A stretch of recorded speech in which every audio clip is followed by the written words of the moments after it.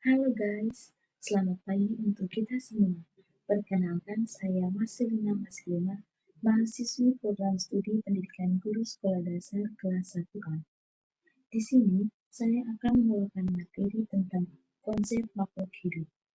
Dalam materi ini, ada 3 pokok pembahasan yang akan saya jelaskan, yaitu yang pertama ada jenis hewan berdasarkan makanannya, yang kedua ada rantai makanan, dan yang ketiga ada sistem pernapasan pada hewan. Baik, yang pertama kita lihat jenis hewan berdasarkan makanannya. Hewan adalah salah satu makhluk hidup ciptaan Tuhan. Hewan juga memiliki ciri-ciri seperti membutuhkan makan dan minum. Hewan dibagi dalam 3 kelompok berdasarkan jenis makanannya, yaitu karnivora, herbivora, dan omnivora. Yang pertama kita lihat karnivora. Karnivora adalah jenis hewan pemakan daging. Hewan yang masuk golongan karnivora dikenal sebagai hewan buas. Jenis hewan ini antara lain yaitu ada serigala, singa, harimau, buaya, dan juga elang. Yang berikut kita lihat herbivora. Herbivora adalah jenis hewan pemakan rumput atau tumbuh-tumbuhan. Jenis hewan ini diantaranya yaitu ada sapi, kambing, rusa, dan juga kelinci. Yang ketiga kita lihat omnivora. Omnivora adalah jenis hewan pemakan daging dan rumput. Jenis hewan ini diantaranya ada tikus, beruang, dan juga ayam. Yang berikut rantai makanan. Rantai makanan adalah peristiwa makan dan dimakan antara makhluk hidup dengan urutan-urutan tertentu. Urutan-urutan tersebut diantaranya yang pertama produsen. Produsen adalah organisme yang mampu membuat makanannya sendiri.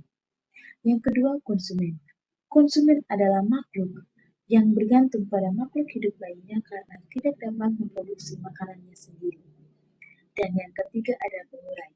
Organisme terakhir dalam rantai makanan yang mengubah zat organik menjadi zat anorganik.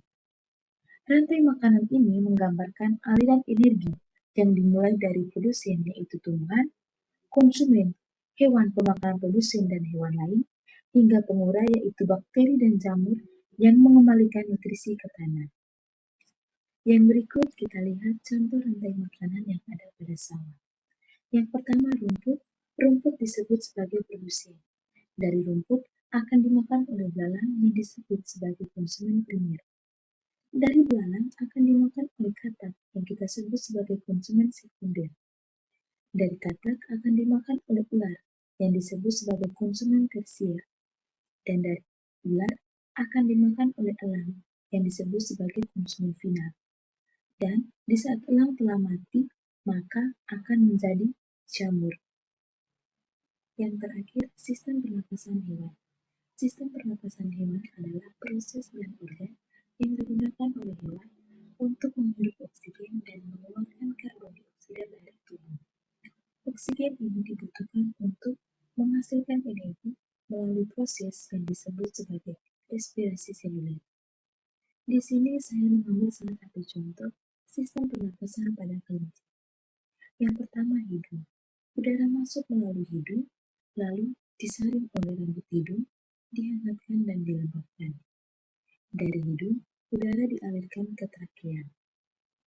Setelah dari trakea, udara masuk ke bronkus, lalu bercabang lagi menjadi bronchiolus dan berakhir pada alveolus. Dan di alveoluslah akan terjadi pertukaran gas. Sekian penjelasan materi dari saya tentang konsep makhluk hidup. Sekian dan terima kasih.